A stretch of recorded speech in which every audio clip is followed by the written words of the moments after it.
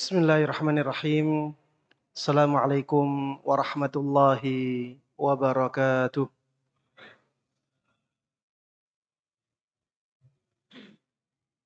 Innal hamdalillah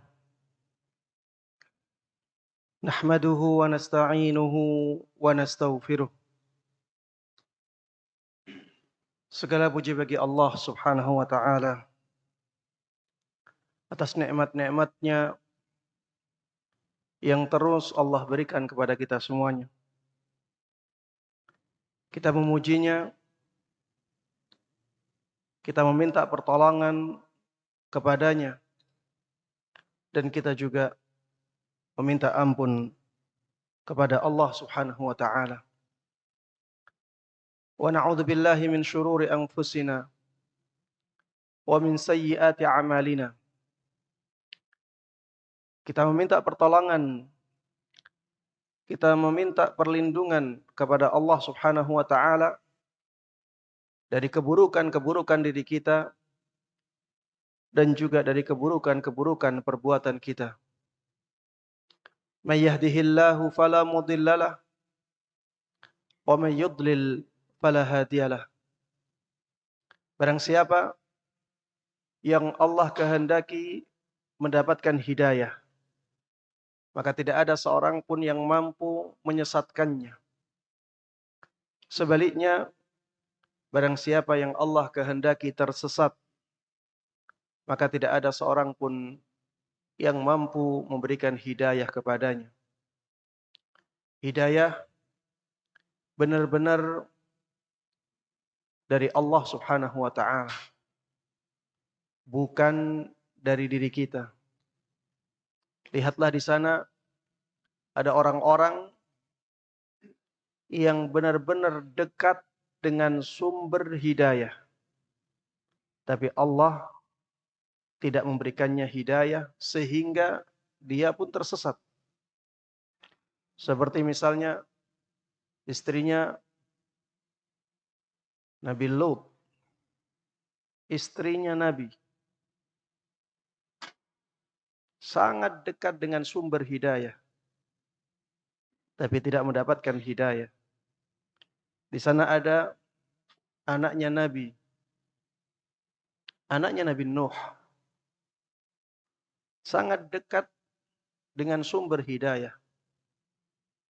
Tapi ketika Allah Subhanahu wa taala tidak menghendakinya mendapatkan hidayah, maka anaknya Nabi pun bisa tersesat. Di sana ada ayahnya seorang nabi, Nabi Ibrahim. Ayahnya Nabi Ibrahim menjadi penyembah berhala, didakwahi oleh Nabi Ibrahim. Tapi Allah tidak membuka hatinya untuk mendapatkan hidayah itu. Di sana ada pamannya Nabi, paman Nabi kita Muhammad sallallahu alaihi wasallam. Bahkan disebutkan di dalam ayat, Tabbat yada abi lahabin wa tab. Abu Lahab, paman Rasulullah sallallahu alaihi wasallam, disebutkan di dalam Al-Qur'an dia pasti masuk neraka. Bahkan ada paman beliau yang tahu kebenaran dakwah beliau, sangat dekat dengan beliau, membela dakwah beliau, Abu Talib. Sangat dekat. Tapi ketika Allah Subhanahu wa taala menghendakinya tidak mendapatkan hidayah, maka itulah yang terjadi. Sebaliknya di sana ada orang-orang yang sangat jauh dari sumber hidayah, tapi diberikan hidayah oleh Allah Subhanahu wa taala. Contohnya misalnya orang-orang yang jauh dari Rasulullah sallallahu alaihi wasallam, seperti sahabat Salman Al-Farisi. Kalau kita lihat sejarahnya beliau, jauh dari Persia. Ketika ingin sampai kepada Nabi kita Muhammad sallallahu alaihi wasallam, beliau mengalami peristiwa-peristiwa yang berliku-liku, jalan hidup yang berliku-liku, sampai akhirnya sampai kepada Rasulullah sallallahu alaihi wasallam. dan akhirnya beliau menjadi sahabat yang sangat mulia. Di sana ada orang Yahudi, ya, yang menjadi sahabat-sahabatnya Rasulullah sallallahu alaihi wasallam, dan masih banyak yang lain. Ada musuh-musuh Rasulullah sallallahu alaihi wasallam yang sangat benci kepada beliau dan tidak ada hubungan kekerabatan sama sekali. Tapi ketika Allah Subhanahu wa taala membuka hatinya untuk menerima hidayah, maka itulah yang terjadi. Di sana ada teman-teman kita saat ini. Kita bukan Habib, atau ada yang Habib di sini. Kita bukan keturunan Rasulullah sallallahu alaihi wasallam. Tidak ada hubungan kekerabatan dengan Rasulullah sallallahu alaihi wasallam. Tempat kita juga jauh dari tempatnya Rasulullah sallallahu alaihi wasallam. Kalau kita ingin haji saja harus nunggu berpuluh-puluh tahun saat ini. Ya, kita ingin umrah, banyak biaya yang harus kita keluarkan. Banyak yang tidak mampu untuk umrah saking jauhnya tempat kita dari tempat Nabi kita Muhammad sallallahu alaihi wasallam. Waktu kita juga sangat jauh dari Rasulullah sallallahu alaihi wasallam. Kita hidup di abad ke-15 Rasulullah sallallahu alaihi wasallam. Di abad pertama sudah ratusan tahun jarak kita dengan, bahkan lebih dari 1000 tahun jarak kita dengan Rasulullah sallallahu alaihi wasallam. Ketika Allah menghendaki hidayah sampai ke hati kita, maka itulah yang terjadi. Walhamdulillahilladzi bi ni'matihi tatimmus shalihat. Wa man yudlil fala hadiyalah wa asyhadu an la ilaha illallah wahdahu la syarika lah wa asyhadu anna Muhammadan abduhu wa rasuluh sallallahu alaihi wa ala alihi wa sahbihi wa man tabi'ahum bi ihsanin ila yaumi liqa'ih. Jamaah sekalian rahimana wa rahimakumullah. Alhamdulillah Allah Subhanahu wa taala memberikan kemudahan kepada kita untuk bertemu, bermajelis di tempat yang mulia ini. Mudah-mudahan kehadiran kita di majelis ini benar-benar ikhlas untuk mendapatkan pahala, untuk mendapatkan balasan dari Allah Subhanahu wa taala. Mudah-mudahan dengan keikhlasan itu Allah Subhanahu wa taala memberikan kepada kita semuanya pahala yang agung, ilmu yang bermanfaat yang bisa mengantarkan kita semuanya menjadi manusia-manusia yang mulia dan bahagia di dunia ini hingga di akhirat nanti. Amin amin ya rabbal alamin. Jemaah sekalian rahimana wa rahimakumullah. Tema kita pada kesempatan kali ini membahas tentang bagaimana kita bisa memanfaatkan sisa umur kita sebaik-baiknya untuk mempersiapkan bekal akhirat kita. Tema ini sangat penting untuk diulang-ulang. Tema ini sangat penting untuk kita bahas berkali-kali. Kenapa demikian? Karena tema yang seperti ini akan mengingatkan kita kepada kematian, kepada hari akhir. Dan Rasulullah sallallahu alaihi wasallam dahulu memerintahkan kita untuk banyak-banyak mengingat kematian.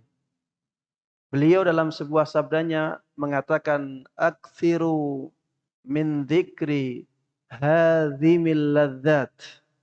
Perbanyaklah untuk mengingat penghancur kelezatan.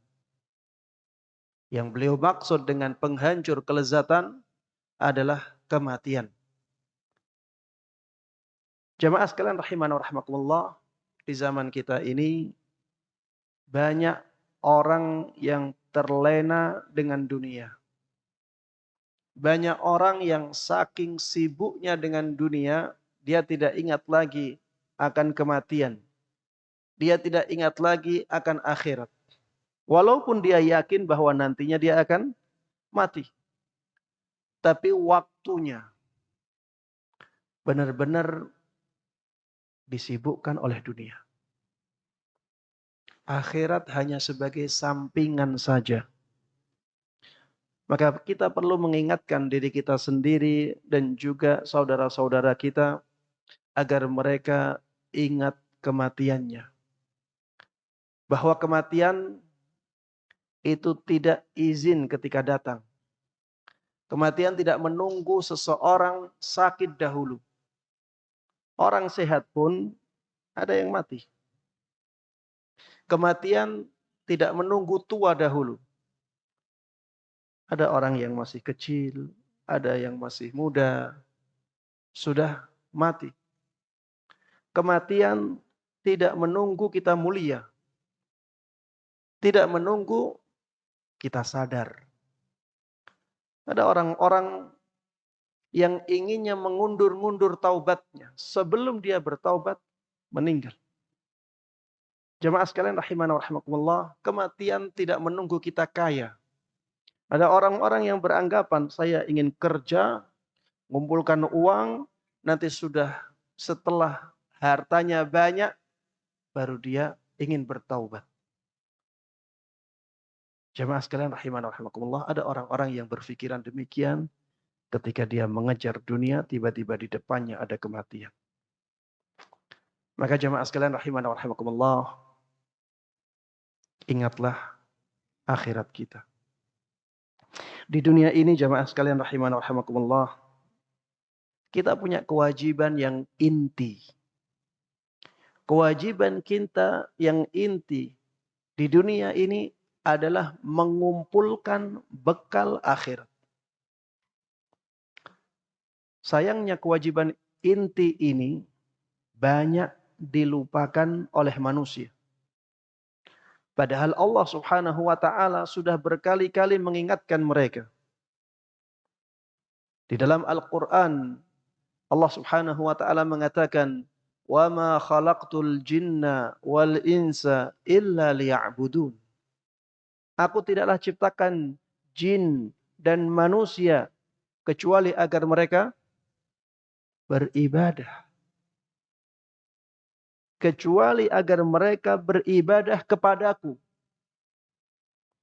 Ini tujuan utama kita hidup di dunia. Di dalam ayat yang lain Allah Subhanahu wa taala mengatakan wa tazawwadu fa inna khairaz zadit taqwa. Carilah bekal.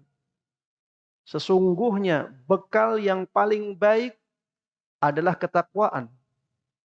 Di dalam ayat yang lain Allah Subhanahu wa taala mengatakan wabtaghi fima atakallahu daral akhirah.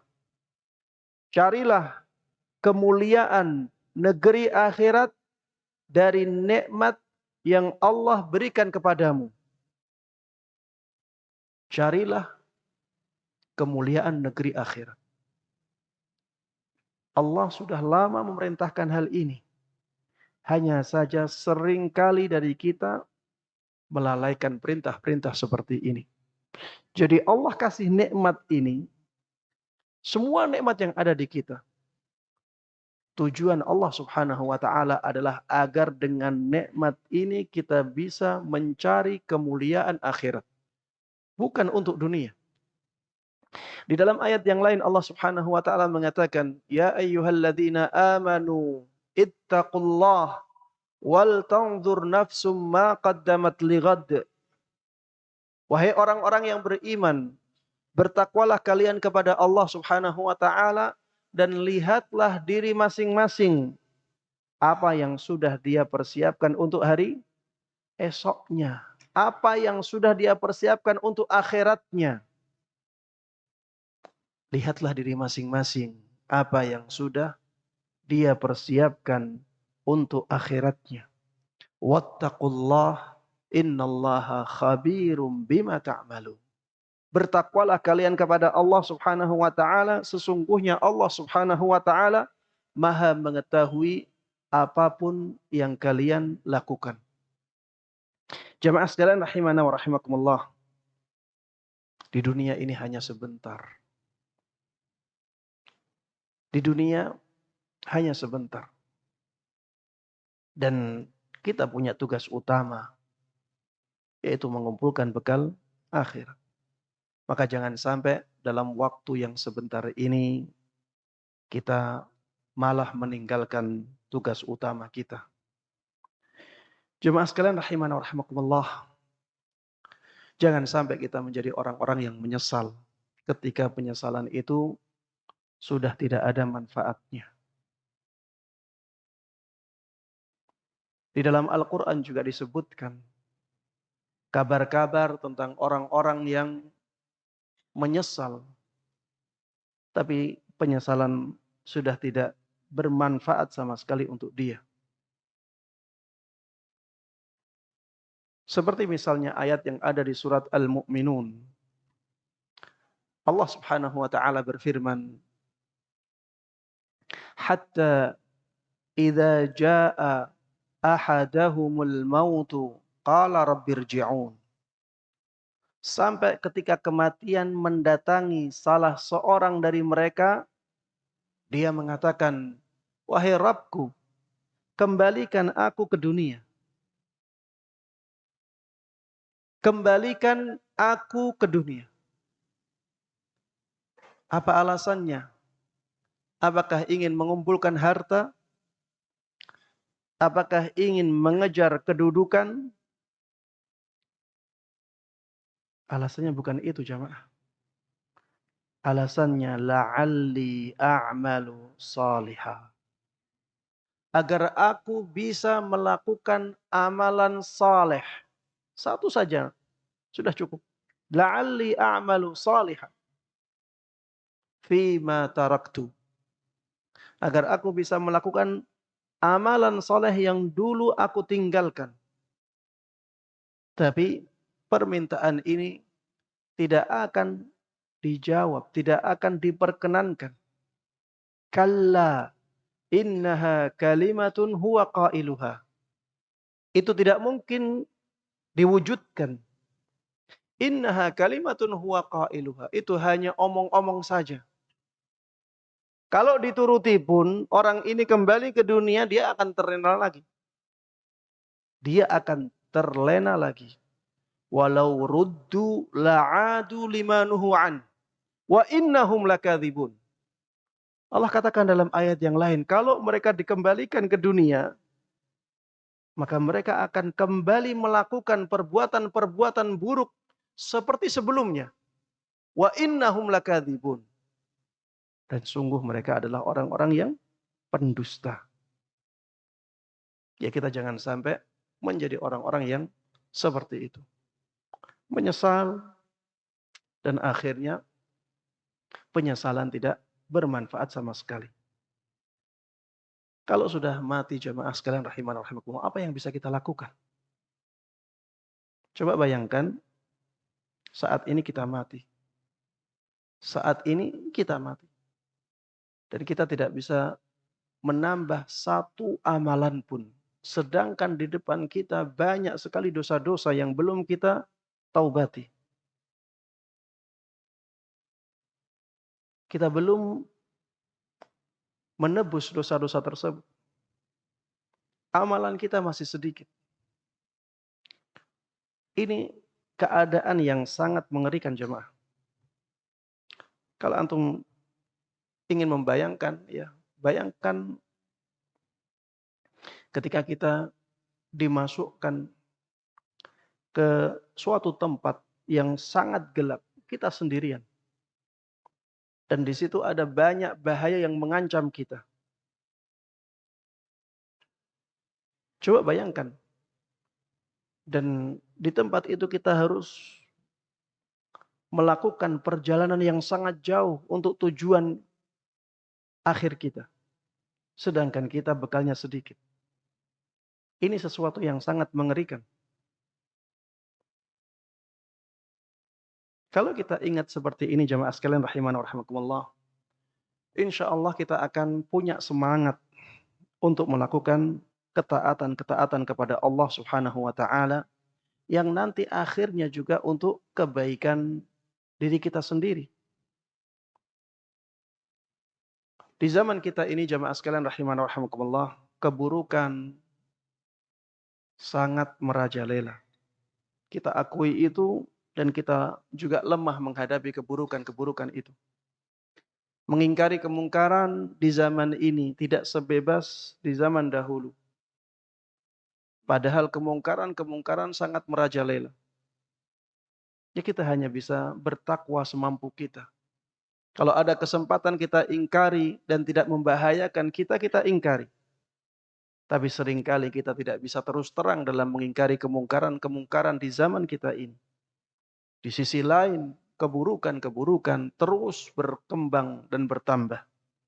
Maka jemaah sekalian rahimana wa rahimakumullah, berhati-hatilah dalam kehidupan kita, terus memberikan nasihat kepada orang-orang yang ada di sekitar kita semampu kita, dan isi kehidupan ini dengan amal ketaatan kepada Allah Subhanahu wa taala. Jemaah sekalian rahimana wa rahimakumullah, ketika kita sudah sadar bahwa kita harus mengisi kehidupan ini dengan amal-amal kebaikan.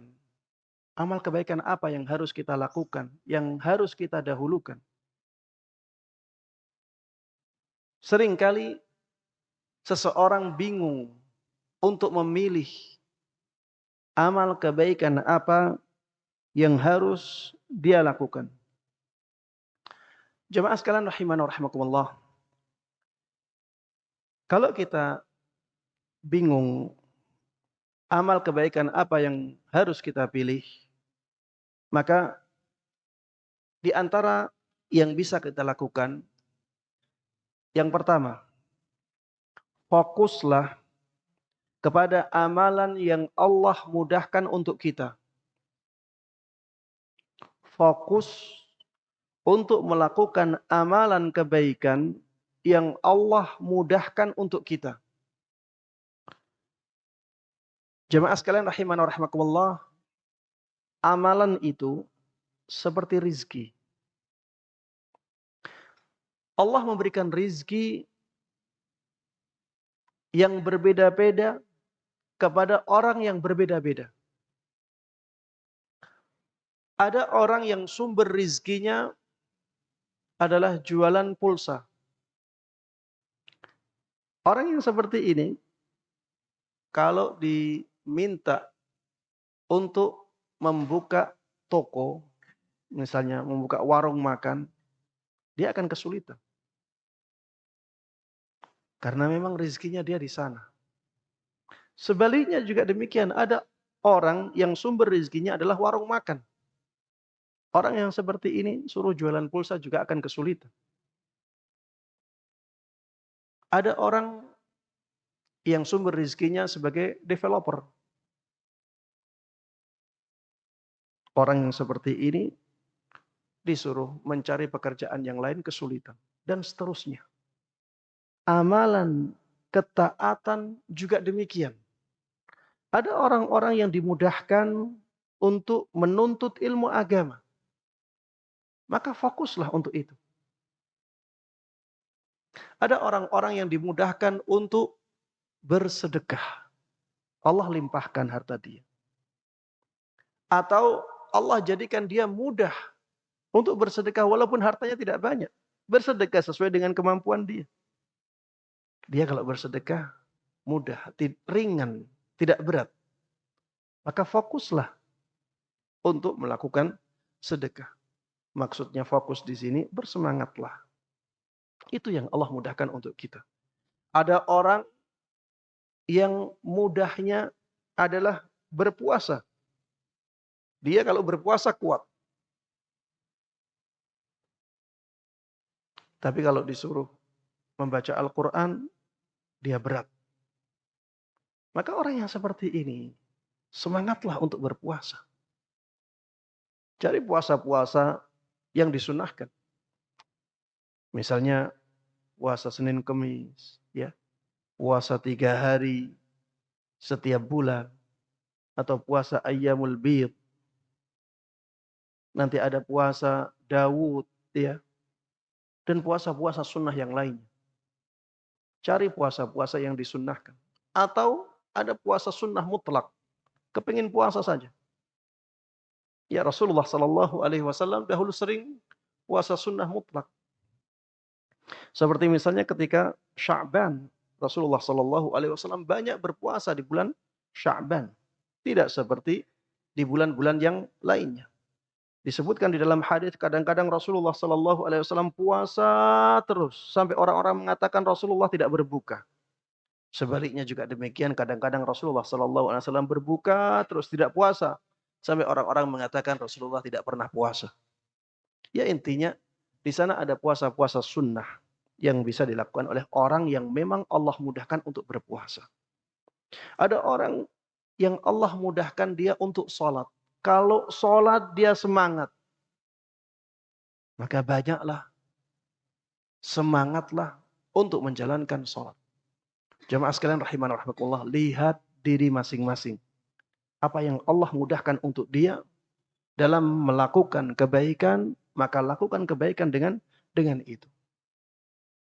Yang dokter, misalnya, dia dimudahkan oleh Allah untuk menangani pasien.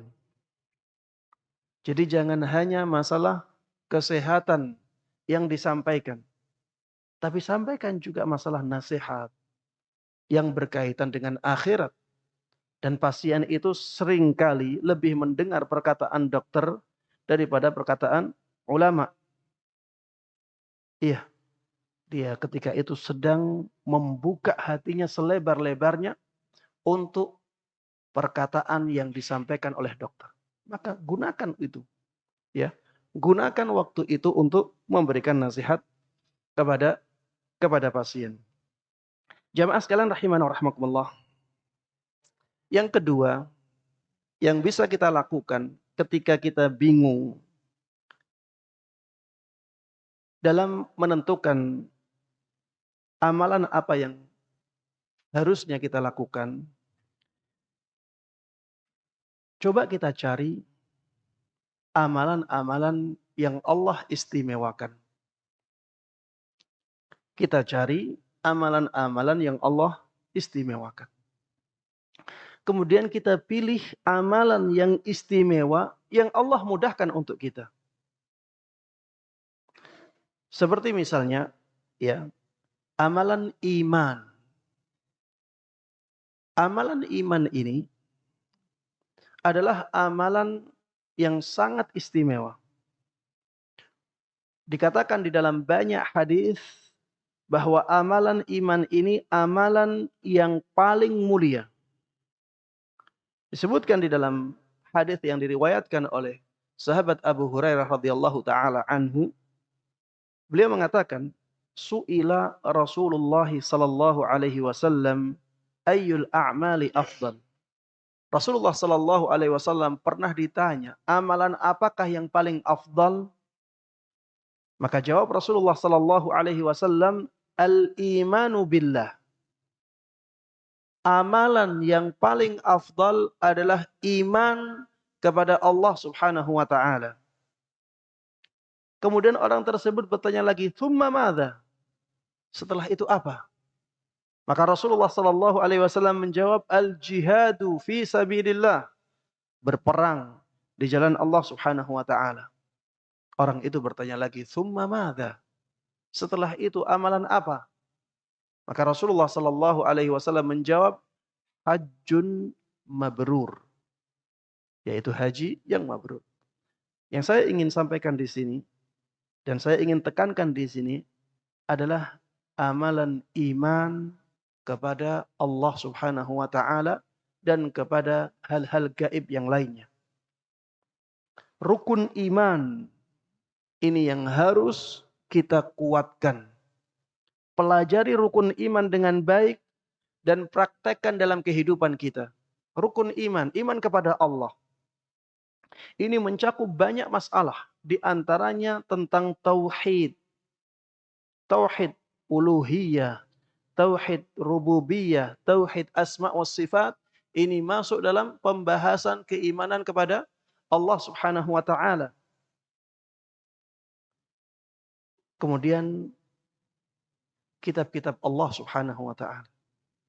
Kita pelajari kitab apa saja. Bagaimana beriman dengan kitab-kitab itu. Kemudian keimanan yang lainnya, ya malaikatnya, rasulnya, hari akhir, kemudian takdir Allah Subhanahu wa taala. kita pelajari dengan baik, kita terapkan keimanan itu dalam kehidupan kita. Ini jadi amalan yang paling afdal. Bahkan banyak ulama yang mengatakan bahwa iman ini adalah amalan yang paling afdal secara mutlak. Tidak ada yang lebih afdal daripada iman. Kenapa? Karena semua amal kebaikan yang lainnya tidak mungkin diterima oleh Allah kecuali didasari dengan keimanan. Maka iman menjadi amalan yang paling afdal secara mutlak.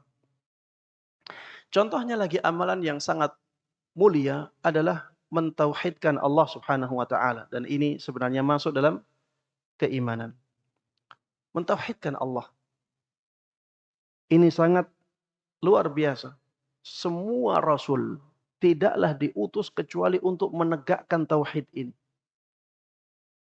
Mentauhidkan Allah dalam ibadah kita, dalam rububiyahnya, dalam nama-nama dan sifat-sifatnya. Tauhid ini menjadi amalan yang sangat luar biasa. Dalam hadis qudsi disebutkan, "Ya bani Adam, innaka law ataitani biqurabil ardi khataya, thumma laqitani la tusyriku bi syai'a, la ataituka biqurabiha maghfirah." Wahai anak Adam, seandainya engkau melakukan keburukan, melakukan dosa-dosa yang banyaknya sampai memenuhi bumi, kemudian engkau menemuiku dalam keadaan tidak melakukan kesyirikan dengan sesuatu apapun, maka aku akan mendatangkan ampunan yang banyaknya sepenuh bumi juga. Ini menunjukkan bahwa amalan mentauhidkan Allah Subhanahu wa taala ini sangat luar biasa. Hadis bitaqah juga menunjukkan hal tersebut. Hadis yang menjelaskan tentang kartu la ilaha illallah. Disebutkan di dalam hadis tersebut, didatangkan seorang yang amal keburukannya itu sangat luar biasa. Ditempatkan atau diletakkan di hadapannya 99 buku catatan. Dan kertasnya itu panjangnya sampai sejauh mata memandang. Semuanya isinya adalah dosa-dosa dia. Dia ditanya, apakah ada yang engkau ingkari dari perbuatan dosa ini? Dia mengatakan, tidak ada yang bisa saya ingkari. Semuanya dilakukan oleh dia. Kemudian Allah bertanya kepada dia, apakah engkau punya perbuatan baik? Dia mengatakan tidak. Kemudian Allah katakan kepada dia, sebenarnya engkau punya kebaikan. Dan engkau tidak akan dizalimi di hari ini. Dikeluarkanlah satu kartu yang di dalamnya ada kalimat tauhid, la ilaha illallah. Ini amalan dia juga, mentauhidkan Allah Subhanahu wa taala. Kemudian orang ini heran. Heran, kenapa heran? Satu tauhid harus ditimbang dengan 99 buku catatan amal keburukan yang panjangnya sampai sejauh mata memandang. Tapi setelah ditimbang, ternyata amalan tauhid itu lebih berat timbangannya daripada amal-amal keburukan yang sangat banyak itu. Makanya jemaah sekalian rahimana wa rahimakumullah, kuatkan tauhid kita, pelajari tauhid dengan baik dan terapkan dalam kehidupan kita. Termasuk di antara amalan yang sangat diistimewakan di dalam Islam adalah amalan puasa. Amalan puasa ini sangat diistimewakan oleh Allah Subhanahu wa taala. Rasulullah sallallahu alaihi wasallam pernah ditanya dan beliau menjawab, "Alaika bis-shaum fa innahu la 'idla lah." Hendaklah engkau berpuasa karena amalan puasa itu amalan yang tidak ada tandingannya. Allah Subhanahu wa taala di dalam hadits qudsi juga mengatakan, illa shaum fa innahu li wa ana ajzi bih. Jadi disebutkan di dalam hadis itu bahwa satu amalan ketaatan itu Allah lipat gandakan sampai berapa kali?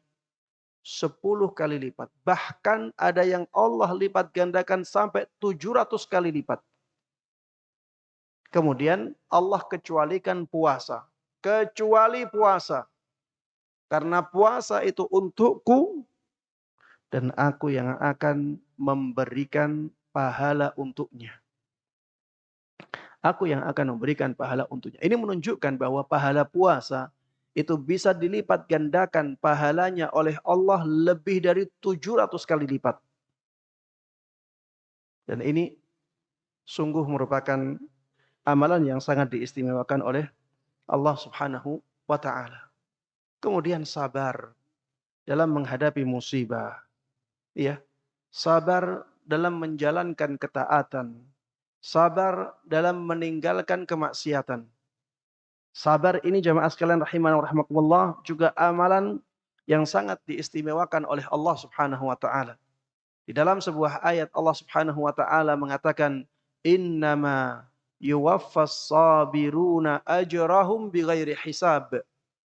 Sesungguhnya orang-orang yang bersabar akan disempurnakan pahalanya oleh Allah Subhanahu wa taala dengan tanpa hitungan. Tanpa hitungan.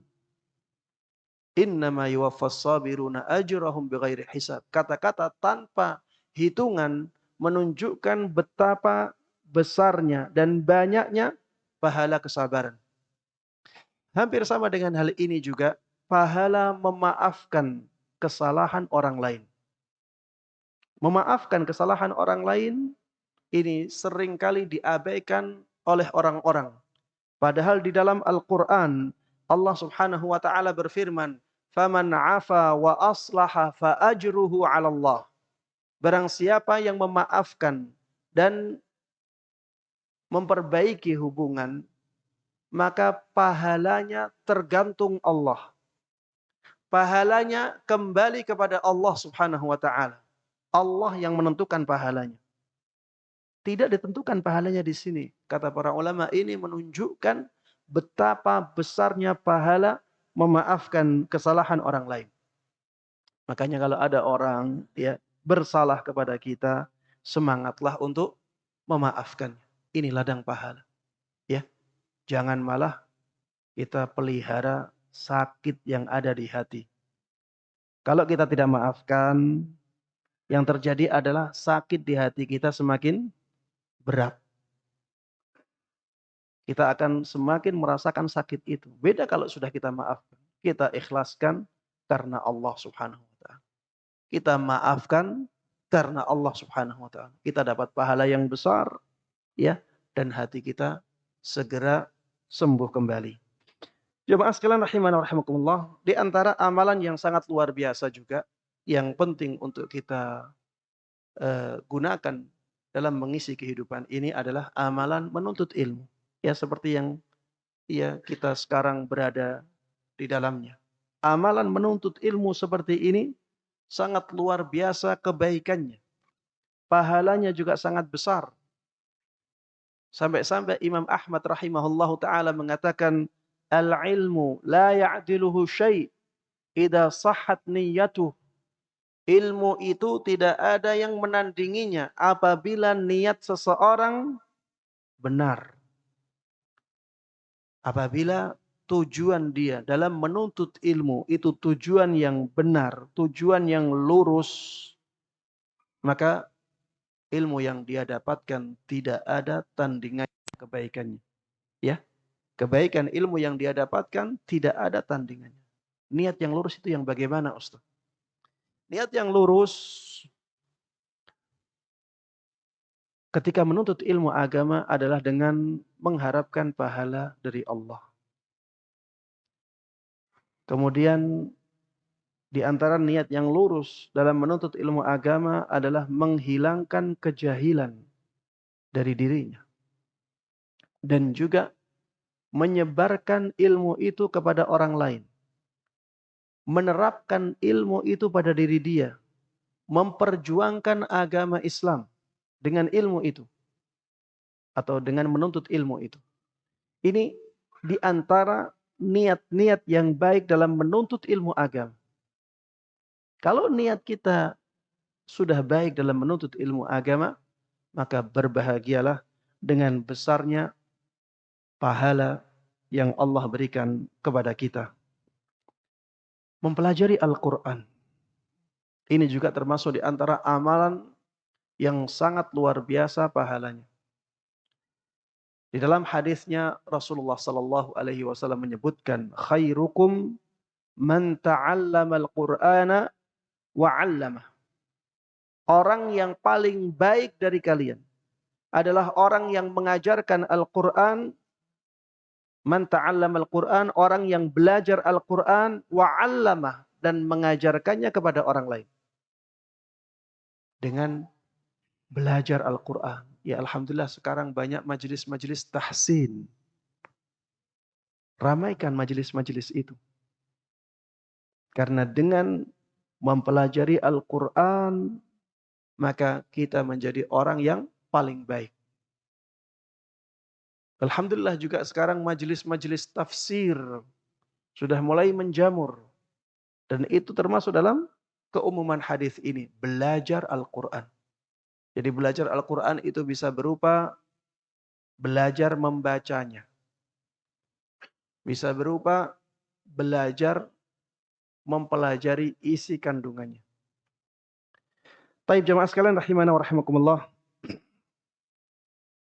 Masih banyak amalan-amalan yang istimewa yang lainnya yang bisa kita pilih. Ya misalnya membaca salawat untuk Rasulullah sallallahu alaihi wasallam, berakhlak mulia, berdakwah kepada Allah Subhanahu wa taala, salat di awal waktu, ya.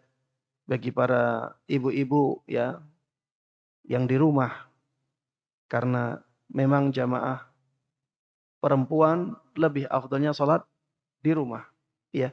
Usahakan untuk salat di awal waktu, karena pahalanya jauh lebih besar daripada salat itu diundur ya di tengah waktu atau di akhir waktu. Kemudian berangkat pagi ke salat Jum'ah. Ini sulit ya, tapi pahalanya luar biasa. Saya sampaikan hadisnya, man ightasala yaumal jum'ah wa ghassala wa bakkara wabtaqar wa dana wastama' wa ansat kana lahu bikulli khutwatin yakhtuha ajru sanatin siyamuha wa qiyamuha. Hadis ini jamaah sekalian rahimana wa rahimakumullah, hadis sahih. Ada sebagian ulama yang saking takjubnya dengan hadis ini sampai mengatakan, saya tidak tahu ada amalan yang disebutkan di dalam hadis sahih yang pahalanya sebesar ini. Apa itu? Man ightasala yaumal jum'ah, barang siapa yang mandi di hari Jum'ah. Wa ghassal, dan wa ghassal di sini ada yang mengatakan artinya menjadikan orang lain mandi. Ada yang maksudnya adalah membasahi dirinya, membasahi badannya. Jadi ightasal membasahi kepalanya saja, sedangkan ghassal membasahi seluruh badannya. Ada yang artinya seperti itu. Ada yang mengartikan yang pertama tadi, ada yang mengartikan yang kedua. Arti yang kedua, menjadikan orang lain mandi, itu berarti apa? Menjima istrinya. Menjima istrinya, menjadikan istrinya akhirnya harus mandi. Ini sebagian penafsiran, ya ada. Jadi jangan diingkari penafsiran itu. Ada ulama yang menyampaikan penafsiran itu. Namun wallahu taala alam, yang lebih dekat adalah penafsiran yang pertama. Jadi dia membasahi kepalanya dengan air, begitu pula seluruh badannya. Dia basahi dengan air. Wa bakkara wabtakar.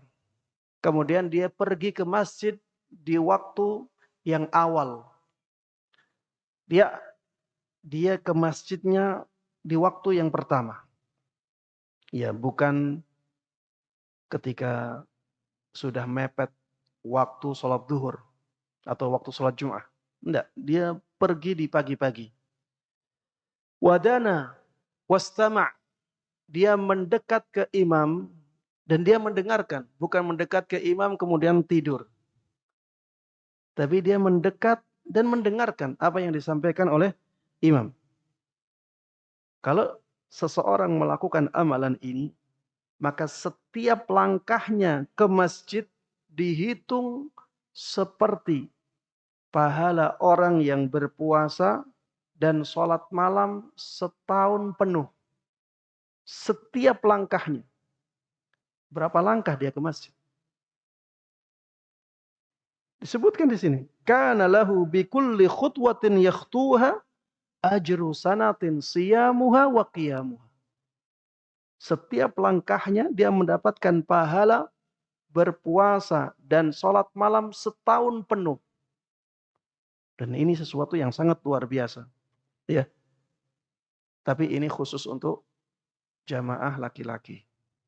Ya, karena syariat sholat Jum'ah itu diwajibkannya untuk jamaah laki-laki, ya, tidak dianjurkan bagi jamaah perempuan untuk pergi sholat Jum'ah walaupun dibolehkan. Ya, walaupun dibolehkan, tapi afdalnya mereka sholat zuhur di rumah masing-masing. Taib. Amalan yang berikutnya ada amalan mendamaikan dua orang yang bermusuhan, ya. Kemudian mentaati suami bagi seorang istri. Ya, ini ada amalan, tadi amalan khusus untuk yang laki-laki, ini amalan khusus untuk yang perempuan yang punya suami.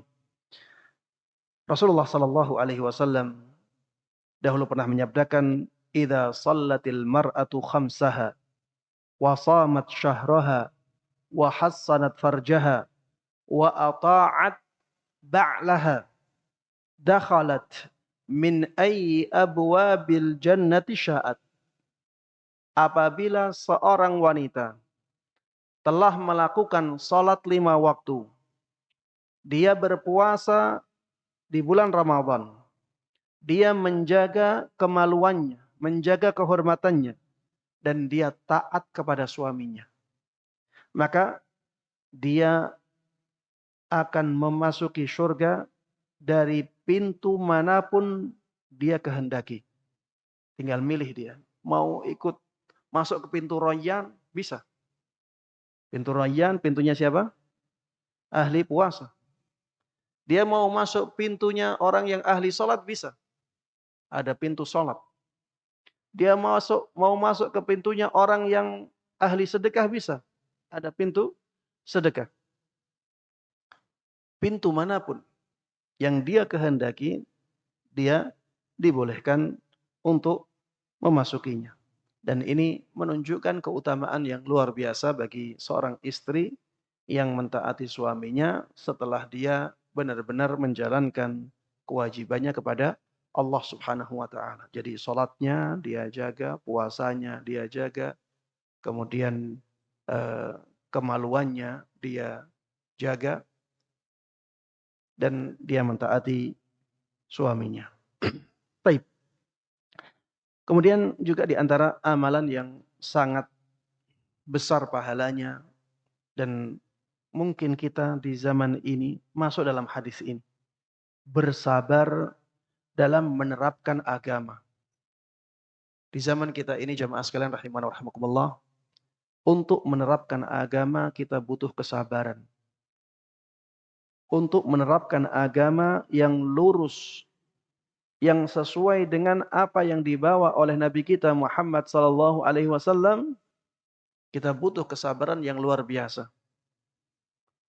Dan karena kita butuh kesabaran yang luar biasa dalam hal ini, maka amalan ini bisa mendatangkan pahala yang agung di sisi Allah Subhanahu wa taala.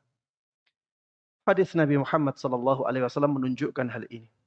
Beliau pernah bersabda, "Inna min waraikum ayyamas sabr." Sungguh di belakang kalian ada hari-hari yang di dalamnya seseorang sangat membutuhkan kesabaran. Lil mutamassiki fihinna yawma idzin bima antum alaih ajru khamsina minkum. Untuk orang yang berpegang teguh dengan agamanya di hari itu, dia mendapatkan pahala seperti pahalanya 50 orang dari kalian. Dari para sahabat Nabi Muhammad sallallahu alaihi wasallam. Para sahabat merasa heran. Mungkin Rasulullah salah ketika menyebutkan 50 dari kalian. Akhirnya para sahabat mengatakan, "Ya Nabi Allah, awa minhum?" Wahai Nabiullah, mungkin yang engkau maksud 50 orang dari mereka, bukan 50 orang dari kami. Maka Rasulullah sallallahu alaihi wasallam menguatkan perkataannya dengan mengatakan, "Bal minkum." Memang yang saya maksud orang tersebut benar-benar akan mendapatkan pahala seperti pahala 50 orang dari kalian. Ini ketika zamannya sudah sangat rusak. Ya. Dan kita di zaman ini ya melihat kerusakan yang luar biasa di lingkungan kita.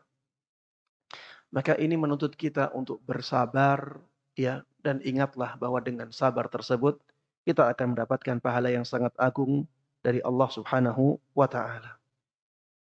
Taib jamaah sekalian rahimana wa rahimakumullah. Untuk mengisi kehidupan ini dengan amalan-amalan yang afdal, maka perlu juga diperhatikan sisi-sisi yang menjadikan amalan lebih afdal. Di sana ada hal-hal yang mempengaruhi pahala suatu amalan. Maka kita harus memperhatikan hal ini juga. Agar amalan kita ini benar-benar mendatangkan pahala yang agung dari Allah Subhanahu wa taala. Di antaranya adalah waktu. Waktu bisa menjadikan pahala suatu amalan lebih agung. Para ulama mengatakan bahwa amalan yang dilakukan di waktu yang lebih mulia, maka amalan tersebut menjadi lebih mulia.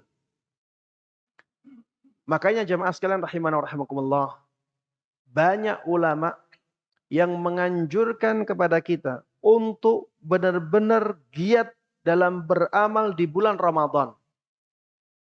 Kenapa?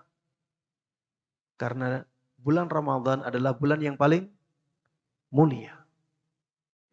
Amalan apapun yang dilakukan di bulan Ramadan, pahalanya akan diagungkan oleh Allah Subhanahu wa taala. Membaca Al-Quran di bulan Ramadan tidak seperti membaca Al-Quran di bulan lain pahalanya. Begitu pula bersedekah di bulan Ramadan tidak seperti bersedekah di bulan yang lainnya. Begitu pula dengan amal salat, begitu pula dengan amal puasa, begitu pula dengan amal bersolawat untuk Rasulullah sallallahu alaihi wasallam dan yang lainnya.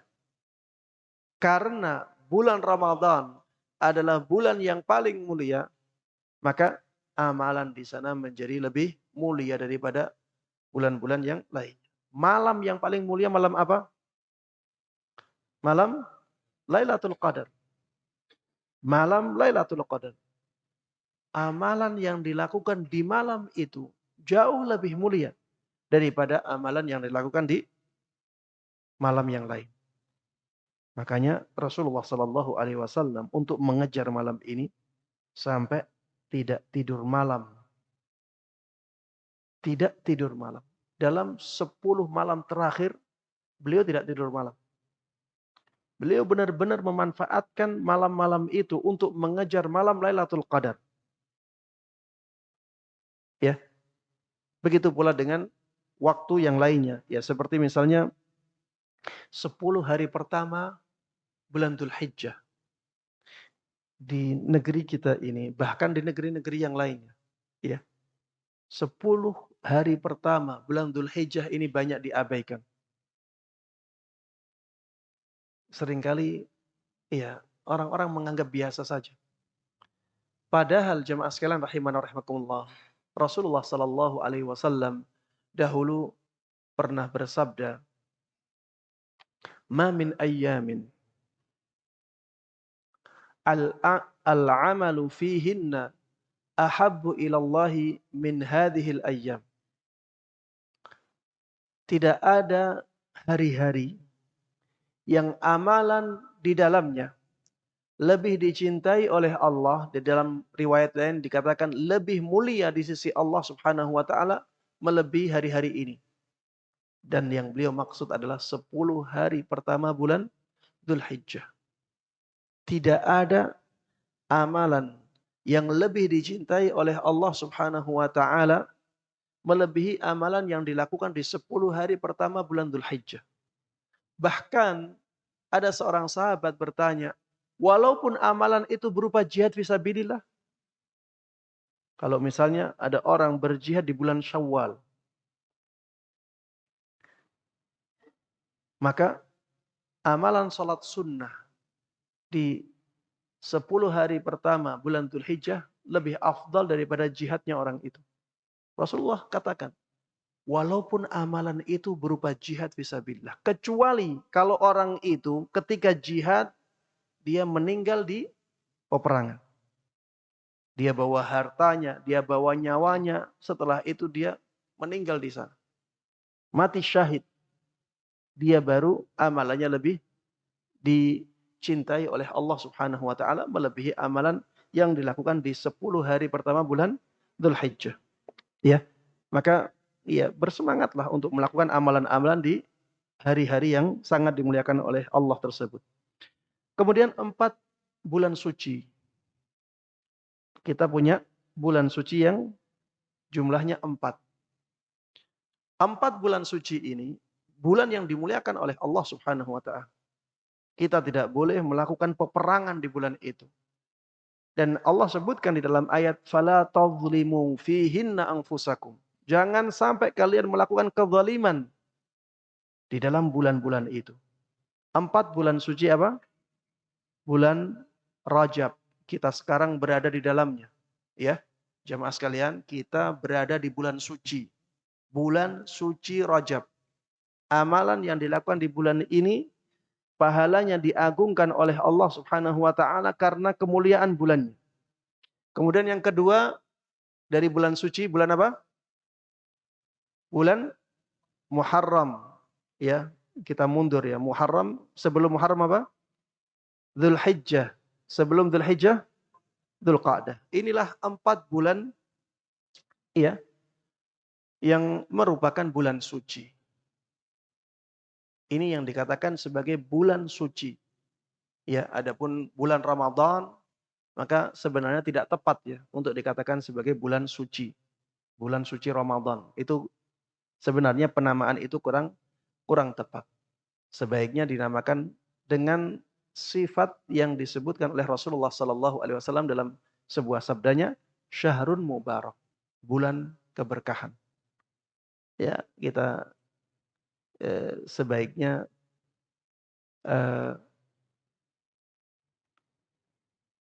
menyebarkan nama ini ya untuk bulan Ramadan. Bahwa bulan Ramadan itu bukan bulan suci, tapi dia bulan berkah.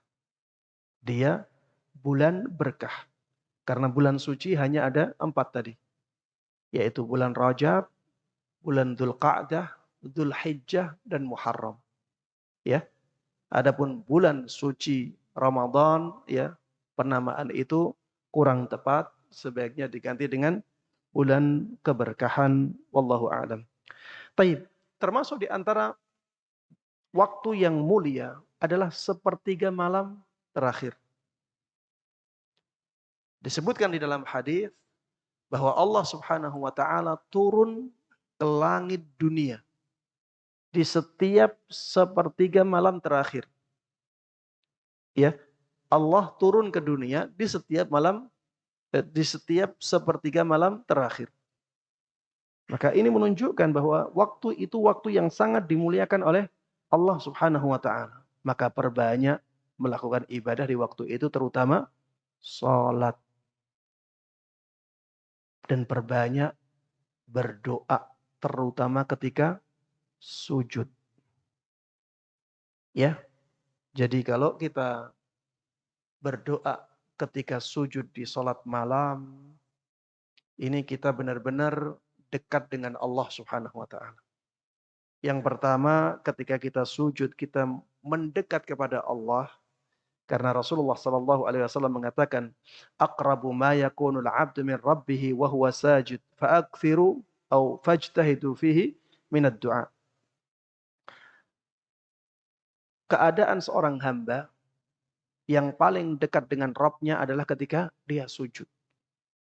Jadi ketika kita sholat dan sujud, ketika itulah kita mendekat kepada Allah dengan sedekat-dekatnya. Di sisi lain Allah juga mendekat kepada hambanya ketika itu. Turun ke langit dunia. Makanya jamaah sekalian rahimana wa rahimakumullah, banyaklah sholat malam. Banyaklah sholat malam. Semangatlah. Itu adalah kemuliaan kita.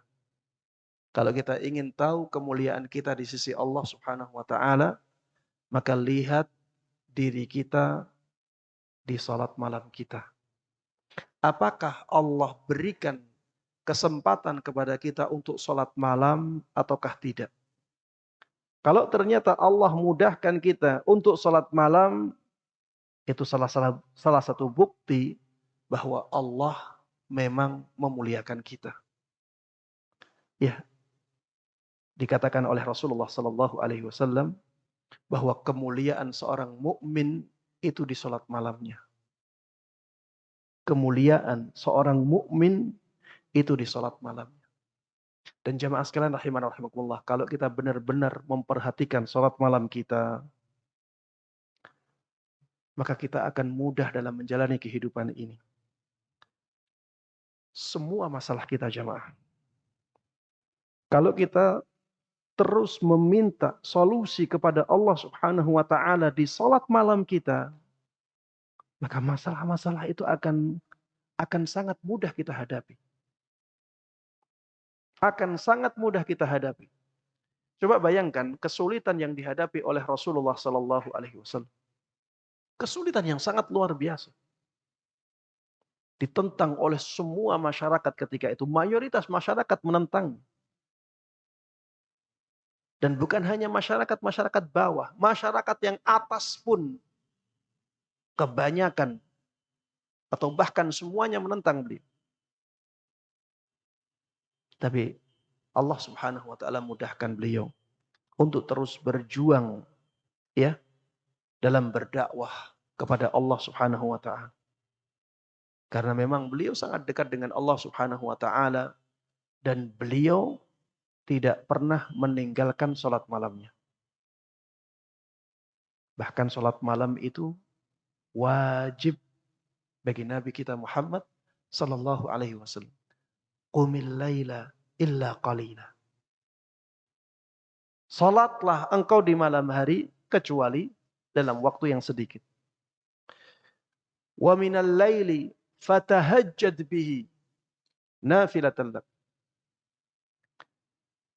Perintah-perintah untuk salat malam bagi Rasulullah sallallahu alaihi wasallam adalah perintah wajib. Makanya ketika Rasulullah sallallahu alaihi wasallam ketiduran di malam hari, beliau ganti salat malamnya dengan menjalankannya di waktu duha.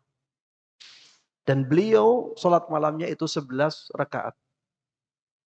Tapi 11 rakaatnya ini lama jemaah. Jauh lebih lama dari salat kita walaupun 21 rakaat atau 23 rakaat. Salatnya beliau sangat lama dan sangat bagus sekali.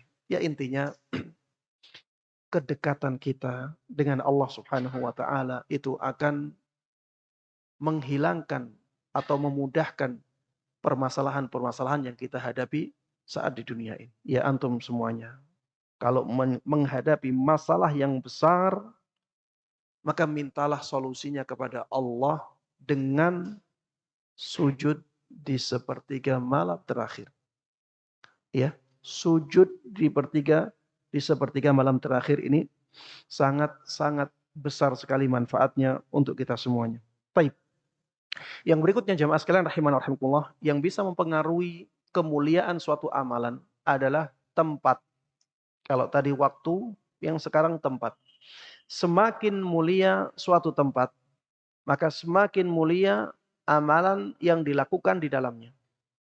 Seperti misalnya sholat di dalam Ka'bah. Itu pahalanya tidak seperti sholat di luar Ka'bah. Mungkin ada yang mengatakan, Ustadz, gimana sholat di dalam Ka'bah? Kita orang biasa saja. Kalau kita pejabat, kita orang yang punya kedudukan yang tinggi di suatu negara, mungkin kita bisa masuk ke Ka'bah. Maka jawabannya, kita bisa masuk di Hijr Ismail. Jadi Hijr Ismail itu sebenarnya Ka'bah. Jadi kalau kita sholat di Hijr Ismail dengan membelakangi bangunan Ka'bah, boleh tidak? Hah? Boleh tidak? Boleh. Karena kita di dalam Ka'bah. Jadi kalau kita di dalam Ka'bah itu menghadap kemanapun, boleh tidak? Boleh. Di Hijr Ismail juga seperti itu. Sebenarnya Hijr Ismail itu Ka'bah. Ya. Taib. Begitu pula sholat di Masjidil Haram. Sholat di Masjidil Haram dilipat gandakan pahalanya oleh Allah sampai berapa? 100.000 kali. Ya karena kemuliaan tempat itu. Di Masjid Nabawi dilipat gandakan hingga 1.000 kali sholat. Ya, ini khusus untuk sholat ya. Untuk amalan yang lain, wallahu a'lam. Yang jelas, untuk amalan yang lain pun lebih mulia daripada dilakukan di tempat lain. Tapi menyebutkan pelipatan sampai 100.000 kali, sampai 1.000 kali, ini hanya ada di sholat. Dan kita tidak boleh mengkiaskan ya pahala seperti ini ya untuk amalan yang lainnya. Ya kita tidak bisa katakan begitu pula membaca Al-Quran di Masjidil Haram dilipat gandakan hingga 100.000 kali. Bersedekah di Masjidil Haram dilipat gandakan hingga 100.000 kali. Ini tidak benar. Ya, pengkiasan seperti ini tidak benar. Kenapa? Karena ini berbicara tentang pahala. Dan pahala itu sesuatu yang gaib. Padahal qiyas itu harus didasarkan pada sesuatu yang logis. Ya, pada sesuatu yang logis. Pahala ini tidak logis. Kenapa kok 100.000 kali? Nggak ada sisi logisnya di situ. Kenapa enggak 200.000 kali? Kenapa tidak 50.000 kali? Kenapa 100.000 kali? Nggak ada sesuatu yang logis di situ. Makanya tidak boleh kita mengkiaskan pahala ini untuk amalan yang lainnya. Karena ini sesuatu yang tidak bisa dinalar oleh akal kita. Sedangkan qiyas itu hanya pada hal-hal yang bisa kita nalar. Ya. Taib. Termasuk di antara yang bisa mempengaruhi keutamaan suatu amalan adalah sisi manfaat dari amalan itu. Ketika sebuah amalan manfaatnya sangat besar, maka pahalanya juga akan semakin besar. Ketika manfaat suatu amalan itu sangat besar, maka pahalanya juga akan sangat besar. Makanya berbeda pahalanya ketika kita bersedekah kepada orang yang tidak terlalu membutuhkan sedekah itu, dengan kita bersedekah kepada orang yang sangat membutuhkan sedekah itu. Berbeda. Karena sisi manfaat ini. Orang membangun masjid. Dengan orang yang lain membangun hotel. Mana yang lebih besar pahalanya? Membangun masjid. Kenapa? Karena manfaat masjid itu sangat besar daripada manfaat hotel. Ya, dan bisa dikiaskan kepada masalah-masalah yang lainnya. Semakin besar manfaat ya suatu amalan, maka semakin besar juga pahalanya. Kemudian yang juga mempengaruhi pahala suatu amalan yang perlu kita perhatikan adalah lamanya manfaat yang diberikan oleh sesuatu itu. Kalau kita beramal dengan suatu amalan dan ternyata amalan itu manfaatnya sangat lama, maka amalan yang seperti ini lebih besar pahalanya. Seperti misalnya orang yang mewakafkan masjid dan masjid itu dimanfaatkan dalam waktu yang lama, ini lebih besar pahalanya daripada orang mewakafkan Al-Quran misalnya, mushaf. Mungkin senilai masjid. Misalnya masjidnya dibangun dengan uang 5M. Yang satu digunakan untuk membangun masjid yang bisa berumur sampai 100 tahun lebih misalnya. Yang satu digunakan untuk mewakafkan. Ada orang yang punya uang 5M digunakan untuk mewakafkan mushaf Al-Quran. Sedangkan mushaf Al-Quran mungkin tidak bisa sampai 10 tahun. Maka yang mewakafkan masjid pahalanya lebih besar. Karena apa? Karena manfaatnya yang lama tadi. Ya, ini bukan sedang merendahkan amalan mewakafkan Al-Quran ya. Tapi di sini kita sedang membandingkan mana yang lebih afdal. Ya, mana yang lebih besar pahalanya. Yang lebih besar pahalanya adalah amalan yang bisa lama dimanfaatkan oleh manusia. Semakin lama sebuah amalan bisa dimanfaatkan amalannya, maka semakin besar pahalanya. Wallahu a'lam. Taib jamaah sekalian rahimana rahimakumullah. Termasuk di antara yang bisa kita lakukan untuk mempersiapkan akhirat kita adalah dengan banyak berdoa kepada Allah Subhanahu wa taala. Banyaklah berdoa kepada Allah Subhanahu wa taala. Meminta agar Allah memberikan semangat kepada kita dalam melakukan kebaikan. Kalau kita tidak dibantu oleh Allah Subhanahu wa taala dalam melakukan kebaikan, maka kita tidak akan mampu melakukan kebaikan apapun. Dan termasuk bantuan Allah kepada kita dalam melakukan kebaikan adalah semangat. Ya seringkali ya, ada kesempatan untuk beramal di hadapan kita, kita mampu, tapi tidak ada semangat. Makanya semangat ini penting jemaah. Dan kita bisa meminta semangat ini kepada Allah Subhanahu wa ta'ala. Seperti misalnya dengan berdoa, Ya musarrifal qulub, sarrif qalbi ala ta'atik. Wahai zat yang menggerakkan hati, gerakkan hatiku untuk taat kepadamu. Gerakkan hatiku untuk melakukan ketaatan kepadamu. Ini meminta semangat kepada Allah Subhanahu wa taala dalam melakukan kebaikan. Bisa juga dengan doa yang diajarkan oleh Rasulullah sallallahu alaihi wasallam kepada sahabat Mu'adz. Allahumma a'inni ala dzikrika wa syukrika wa husni ibadatik. Ya Allah, bantu aku dalam melakukan amal zikir kepadamu, dalam melakukan amal syukur kepadamu, dan juga dalam memperbaiki ibadahku atau dalam beribadah kepadamu dengan baik. Ya. Ini minta bantuan kepada Allah Subhanahu wa taala. Ini kalau bisa jamaah jangan kita tinggalkan sebelum kita salam. Sebelum kita salam jangan sampai meninggalkan doa ini.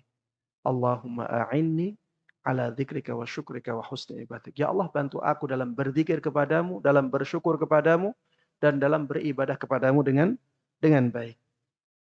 Ada juga doa lain, Allahumma inni as'aluka fi'lal khairat wa tarkal munkarat. Ya Allah, aku memohon kepadamu perbuatan yang baik. Aku memohon kepadamu untuk bisa meninggalkan kemungkaran. Ya, ini ada juga doa Allahumma inni as'aluka hubbak wa hubba man yuhibbuk wa hubba amalin yuqarribuni ila hubbik. Ya Allah, aku meminta kepadamu kecintaanmu. Aku meminta kepadamu kecintaan orang yang mencintaimu. Dan kecintaan untuk melakukan amalan yang bisa mendekatkanku kepada kecintaanmu.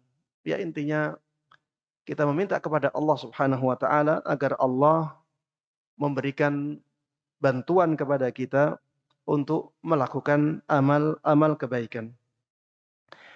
Jamaah sekalian rahimana wa rahimakumullah, termasuk di antara amalan yang sangat istimewa, ini yang terakhir ya, yang bisa Anda sampaikan dalam majelis ini, adalah amalan zikir jamaah. Amalan zikir. Ini saya sendirikan karena amalan zikir ini termasuk amalan yang sangat mudah, tapi banyak orang yang melupakannya. Padahal pahalanya sangat luar biasa. Ada salah seorang sahabat yang mendatangi Rasulullah sallallahu alaihi wasallam dan mengatakan, "Ya Rasulullah, inna syara'i al-Islam qad kathurat alayya." Wahai Rasulullah sallallahu alaihi wasallam, syariat Islam kok terlihat banyak di mata saya. Maksudnya beliau ini bingung ya. Jadi sahabat ini bingung apa yang harus beliau lakukan. Kemudian sahabat ini mengatakan, ajarkan kepadaku satu amalan yang aku bisa berpegang teguh dengan amalan itu. Saya lakukan terus amalan itu. Apa kata Rasulullah sallallahu alaihi wasallam? Beliau mengatakan, la yazalu lisanuka ratban min dzikrillahi azza wajalla. Basahi terus lisanmu dengan berzikir kepada Allah Subhanahu wa taala. Basahi terus lisanmu dengan berzikir kepada Allah Subhanahu wa taala. Bahkan jamaah sekalian rahiman rahimakumullah, ada sebuah hadis yang sangat luar biasa yang menunjukkan keutamaan berzikir ini. Rasulullah sallallahu alaihi wasallam mengatakan, "Ala unabbiukum bi khairi a'malikum." Maukah kalian aku kabarkan tentang amalan yang paling baik? Ini yang pertama. Wa azkaha 'inda malikikum. Amalan ini amalan yang paling suci, paling mulia di sisi raja kalian yaitu Allah Subhanahu wa taala. Wa arfa'iha fi darajatikum. Amalan ini amalan yang paling bisa mengangkat derajat kalian di sisi Allah Subhanahu wa taala. Wa khairun lakum min infaqidz dzahabi wal wariq. Amalan ini lebih baik untuk kalian daripada menginfakkan emas dan perak. Wa khairun lakum min an talqaw aduwakum fatadribu a'naqahum wa yadribu a'naqakum. Amalan ini lebih baik untuk kalian daripada kalian bertemu dengan musuh kalian. Kalian bunuh musuh itu atau kalian yang dibunuh oleh musuh tersebut. Ada 5 keutamaan yang Rasulullah sallallahu alaihi wasallam sebutkan untuk amalan ini. Maka para sahabat tentu menjawab, "Bala." Tentu wahai Rasulullah. Ya. Kami ingin mengetahui amalan itu. Apa kata Rasulullah sallallahu alaihi wasallam? Beliau mengatakan, amalan itu adalah zikrullah. Berzikir kepada Allah Subhanahu wa taala, ya. Walaupun para ulama berselisih pendapat ya, yang dimaksud dengan zikir di sini apa? Kok sampai lebih baik dari 5 kok sampai disebutkan 5 keutamaannya ini? Lebih baik daripada jihad. Lebih baik daripada jihad. Lebih baik daripada berinfak dengan emas dan perak. Ini zikir yang bagaimana? Ada yang mengatakan zikir yang mendapatkan keutamaan seperti ini adalah zikir yang benar-benar sempurna. Jadi dia zikir dengan hatinya, dia zikir dengan lisannya, dan dia terapkan dalam kehidupannya. Ya, dia terapkan pada anggota badannya. Ada yang mengatakan demikian. Intinya jamaah sekalian rahimanallah, amalan berzikir itu amalan yang ringan tapi pahalanya sangat istimewa. Di sisi lain banyak orang yang melalaikannya. Saya sering melihat ada orang-orang yang tidak ada pekerjaan sama sekali, tapi juga tidak menggerakkan lisannya. Padahal sebenarnya bisa, karena hanya menggerakkan lisan. Ya, maka perhatikan masalah zikir ini, agar kita benar-benar bisa memanfaatkan umur kita untuk mengumpulkan pahala dan kemuliaan di akhirat nanti. Tapi jemaah sekalian rahimani wa rahimakumullah, ini yang bisa saya sampaikan dalam kesempatan kali ini, mudah-mudahan bermanfaat dan Allah berkahi. Amin amin ya rabbal alamin. Wa sallallahu wa sallama wa baraka ala nabiyyina Muhammadin wa ala alihi wa sahbihi wa man tabi'ahum bi ihsanin ila yaumiddin. Walhamdulillahi rabbil alamin.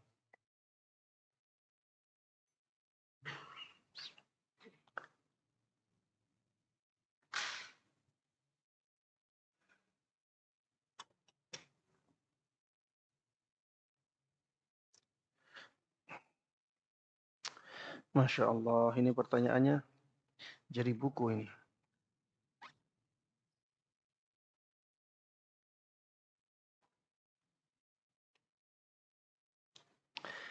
Assalamualaikum Ustaz. Waalaikumsalam warahmatullahi wabarakatuh. Apakah pahala Lailatul Qadar hanya dapat diperoleh melalui i'tikaf di masjid? Jawabannya tidak.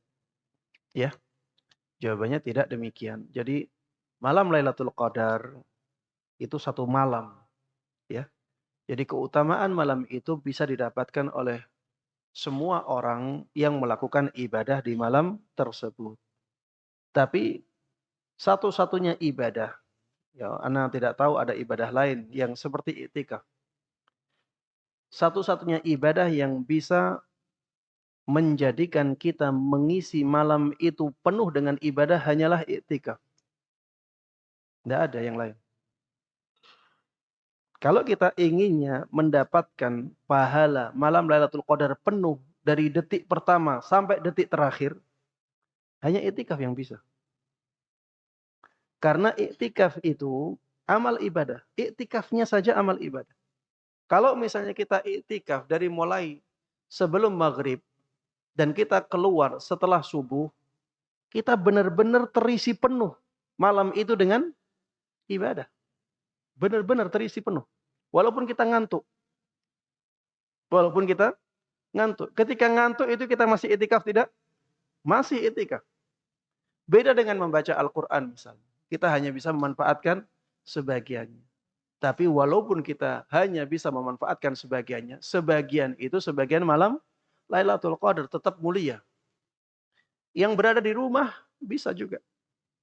Tapi kan tadi saya katakan bahwa beribadah di masjid itu lebih mulia daripada di rumah. Pada asalnya seperti itu, ya, kecuali kalau ada dalil yang mengecualikannya. Jadi ketika kita iktikaf, amalan-amalan kita di dalam iktikaf yang kita lakukan di rumah Allah itu lebih mulia. Kalau kita ingin mendapatkan pahala yang lebih afdal, ya iktikaf. Dan pahala itu menjadi bisa menyeluruh di semua malam. Bahkan istri-istri Rasulullah Sallallahu Alaihi Wasallam dahulu iktikaf. Istri-istri Rasulullah itu iktikaf. Padahal mereka ya perempuan. Dan asalnya perempuan lebih baik di rumah. Tapi ternyata Rasulullah Sallallahu Alaihi Wasallam mengizinkan istri beliau untuk iktikaf di masjid. Ini menunjukkan bahwa iktikaf tetap lebih baik daripada di rumah, walaupun yang di rumah bisa mendapatkan keutamaan malam Lailatul Qadar selama dia memanfaatkan malam itu untuk ibadah kepada Allah Subhanahu wa taala.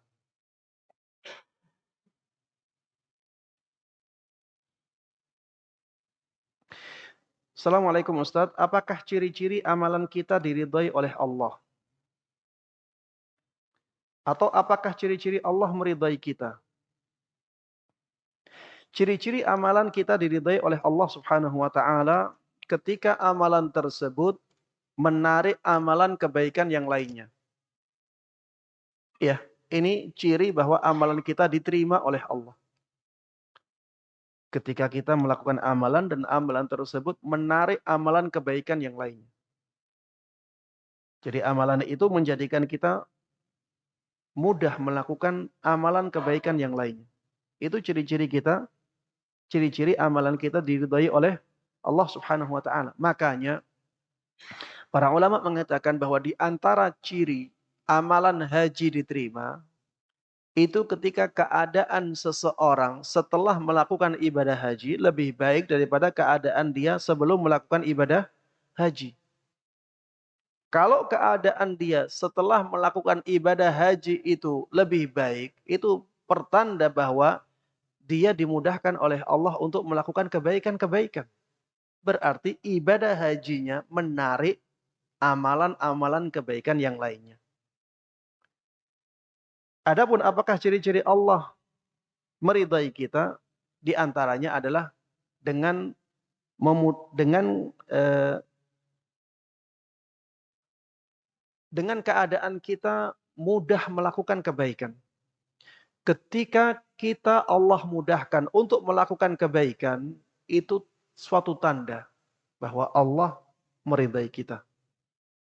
Makanya ada perkataan seorang ulama salaf yang mengatakan, kalau engkau dapati dirimu sulit untuk sholat malam dan sulit untuk berpuasa, ya, sulit untuk sholat di malam hari dan berpuasa di siang hari, maka ketahuilah bahwa engkau sedang dibelenggu dan yang membelenggumu adalah dosa-dosamu.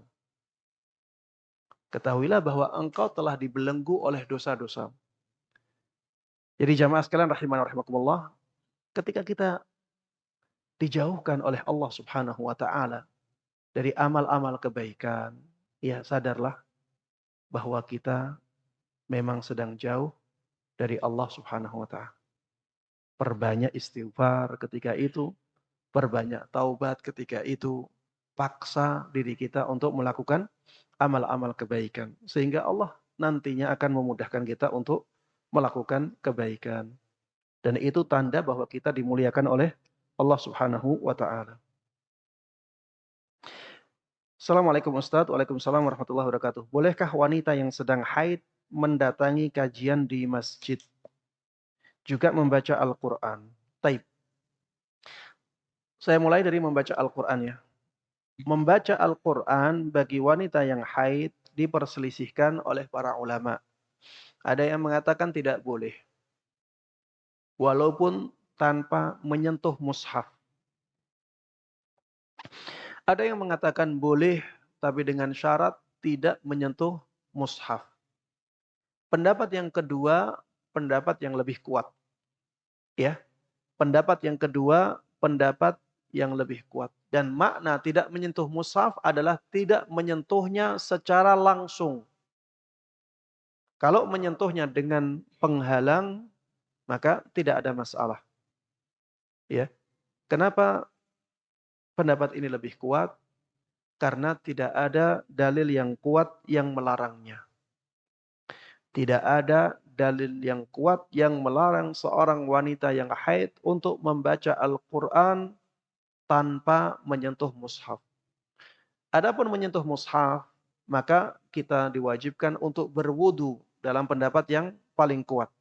Karena Allah Subhanahu wa taala mengatakan la yamassuhu illal mutahharun, dan Rasulullah sallallahu alaihi wasallam menyabdakan la yamassul Qur'an illa wa huwa tahir. Tidak boleh menyentuh mushaf kecuali seseorang dalam keadaan suci. Adapun mendatangi kajian di masjid bagi wanita yang haid, ya, ini juga masalah yang diperselisihkan oleh para ulama. Jumhur, mayoritas ulama mengharamkannya.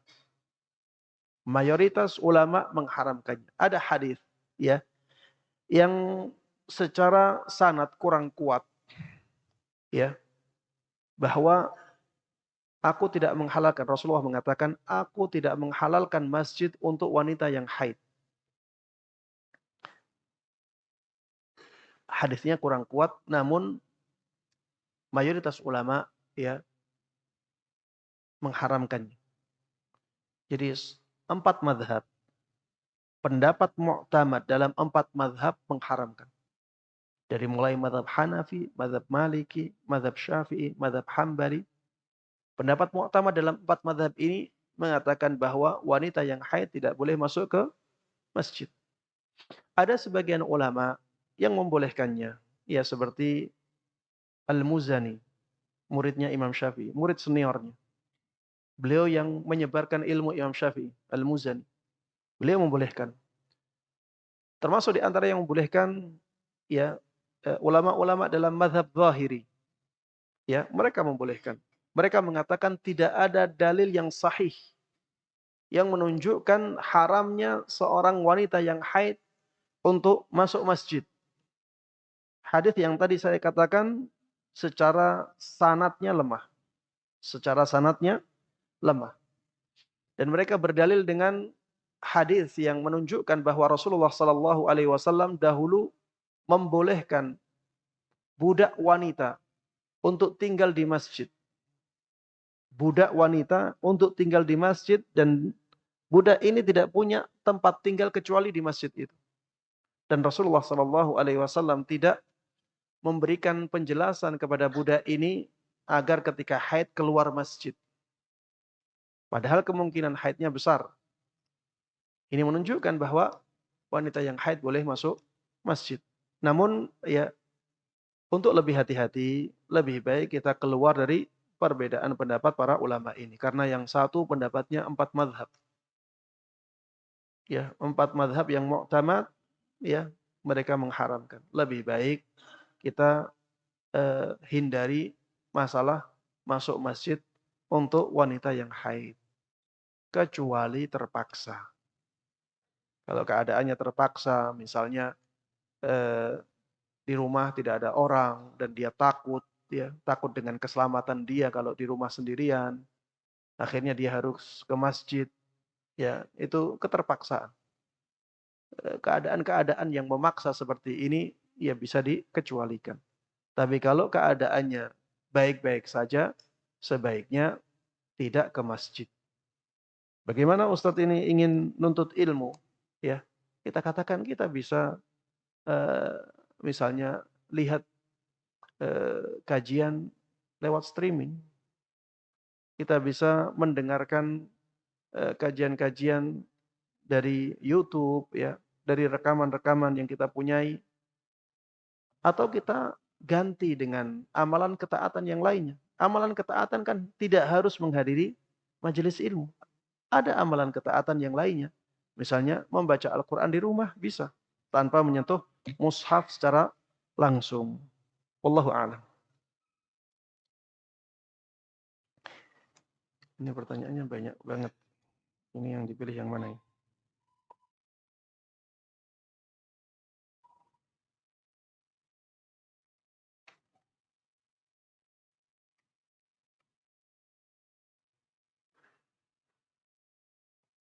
Ustadz, ketika ada seseorang non-muslim, dia sudah serius mempelajari Islam selama berbulan-bulan. Lalu di detik-detik terakhir, tiba-tiba berubah pikiran. Apakah artinya Allah tidak jadi memberikan hidayah kepada orang tersebut? Jawabannya, bisa iya, bisa tidak. Bisa jadi nanti di akhir hidupnya, di waktu yang lain, dia kembali lagi. Sebelum dia mati, kita tidak tahu nasibnya dia. Kita tidak tahu takdirnya dia. Tapi dalam waktu yang sekarang, ya, memang Allah tidak jadi memberikan dia hidayah. Memang dari awal mungkin Allah Subhanahu wa taala tidak ingin memberikan hidayah kepada dia di waktu ini. Mungkin saja di waktu yang lain Allah membuka hati dia. Jamaah sekalian rahimana rahimakumullah. keadaan paman Rasulullah Abu Talib.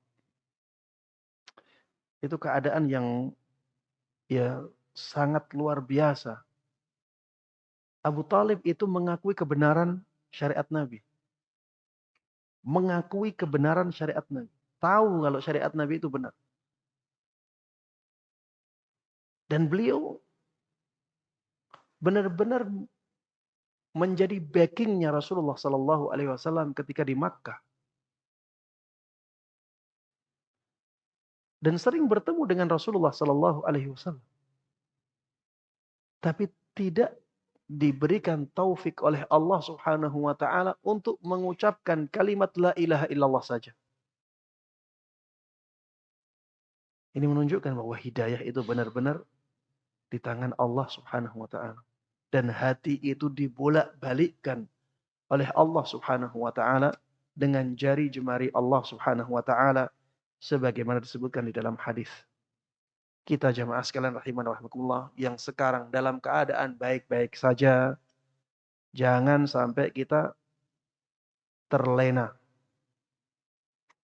Jangan sampai kita terlena. Allah bisa jadi membolak-balikkan hati kita. Maka di dalam sholat ketika membaca ihdinas siratal mustaqim, renungi bacaan itu.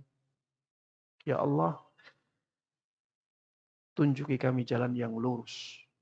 Ya, ini sangat penting untuk kita renungkan dan kita ulang berkali-kali di dalam sholat-sholat kita. Karena itu sangat penting ya, kita tidak tahu kita meninggal dalam keadaan seperti apa. Ya nas'alullah husnal khatimah.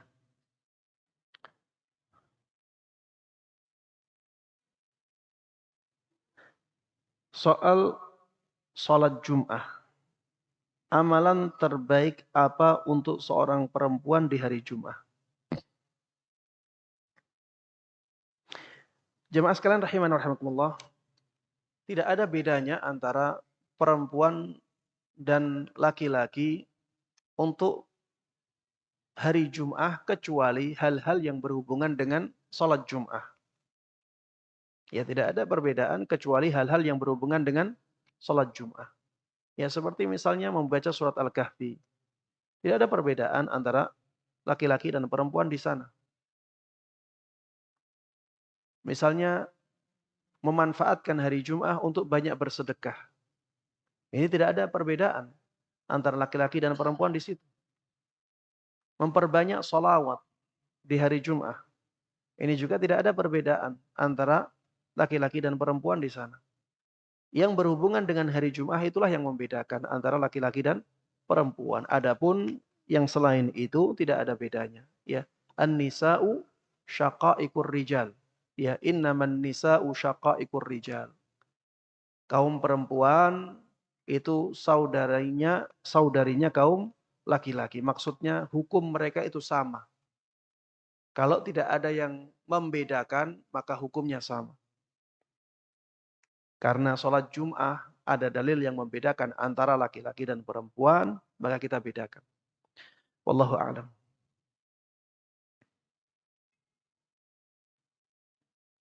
Assalamualaikum Ustaz. Waalaikumsalam warahmatullahi wabarakatuh. Ustaz, apakah termasuk syirik kalau berdoa niat buat laris jualan?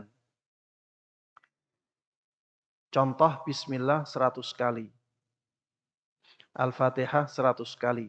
Disiram di tempat jualan pakai air beras, air garam. Jamaah sekalian rahimana wa rahimakumullah. Ini amalan yang tidak dituntunkan oleh Nabi kita Muhammad sallallahu alaihi wasallam. Dan kita beramal bukan untuk dunia, jemaah. Dan yang berhak untuk menentukan amalan ini disyariatkan atau tidak hanyalah Allah Subhanahu wa taala. Dan kita tahu hukum Allah itu dari Rasulnya sallallahu alaihi wasallam. Maka jangan lakukan amalan-amalan seperti ini kalau kita tidak menemukan dalil yang menjadi sandarannya. Ya. Ya cukup kita melakukan hal-hal yang disyariatkan. Tidak ada satu pun kebaikan kecuali telah Rasulullah Sallallahu Alaihi Wasallam sampaikan kepada kita. Dan syariat Islam ini sudah cukup untuk mendatangkan maslahat kepada manusia. Syariat ini sudah cukup untuk mendatangkan maslahat kepada manusia. Di zaman Nabi Muhammad Sallallahu Alaihi Wasallam, bukankah mereka semangat menerapkan syariat? Ada yang kaya tidak? Ada. Ada yang miskin Ustaz? Iya ada. Karena memang kekayaan dan kemiskinan itu ada di tangan Allah Subhanahu wa taala. Orang yang sudah S3 dalam bidang ekonomi pun bisa miskin. Teorinya banyak. Tapi kalau Allah tidak menghendakinya kaya, ya jadi miskin. Ada orang yang tidak sekolah sama sekali. Lulusan SD atau bahkan SR. Atau bahkan nggak sekolah sama sekali. Kalau Allah menghendakinya, dia kaya raya, jadi kaya raya. Sebaliknya dalam masalah syariat juga seperti ini. Orang yang misalnya melakukan kebid'ahan seperti ini, ya. Dan dia ulang-ulang sampai 10 tahun. Dia lakukan ini. Kalau memang takdirnya dia miskin, akan miskin dia. Ada orang-orang yang tidak melakukan seperti ini sama sekali. Bahkan kafir. Di luar Islam. Takdirnya kaya. Kaya terus untuk apa amalan-amalan seperti ini? Tidak ada gunanya jamaah. Lebih baik kita benar-benar melakukan amalan yang disyariatkan. Kemudian perbanyak doa. Ya, perbanyak doa. Misalnya dengan berdoa Allahumma inni as'aluka ilman nafi'a wa rizqan tayyiban wasi'an mubaraka wa amalan mutaqabbala wa shifaan min kulli da. Ya, ketika minta rizki ditambahi misalnya. Karena kita ingin rizki yang luas, yang lapang, yang berkah, yang baik ya. Akhirnya kita tambahi. Tidak ada masalah. Lebih baik berdoa dengan doa-doa yang itu ya dibebaskan oleh syariat Islam. Kita berdoa apapun dibebaskan oleh syariat Islam. Yang penting isinya baik, tidak bertentangan dengan syariat.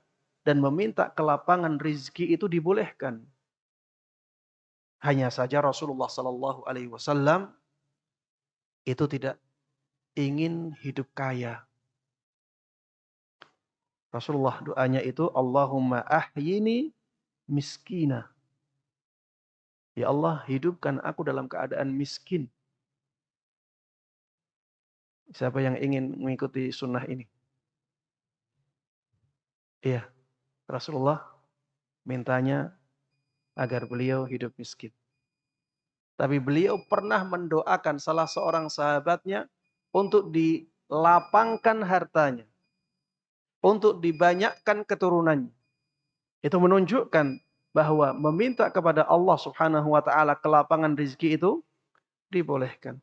Istighfar menjadikan harta seseorang melimpah. Lebih baik banyak beristighfar, ya, banyak beristighfar kepada Allah Subhanahu wa taala, dengannya Allah akan lapangkan harta kita. Baik jemaah sekalian rahimanallah, waktu sudah memasuki waktu salat zuhur, kita akhiri majelis ini sampai di sini. Mudah-mudahan Allah Subhanahu wa taala memberkahi ilmu kita. Mudah-mudahan Allah Subhanahu wa taala memberikan taufiknya kepada kita semuanya untuk bisa menerapkan semua ilmu yang sampai kepada kita dan mengajarkannya kepada orang lain dengan baik dan mudah. Amin amin ya rabbal alamin. Wa sallallahu wa sallama wa baraka ala nabiyyina Muhammadin wa ala alihi wa sahbihi wa man tabi'ahum bi ihsanin ila yaumiddin. Wa subhanakallahumma wa bihamdik asyhadu an la ilaha illa anta astaghfiruka wa atubu ilaik. Assalamualaikum warahmatullahi wabarakatuh.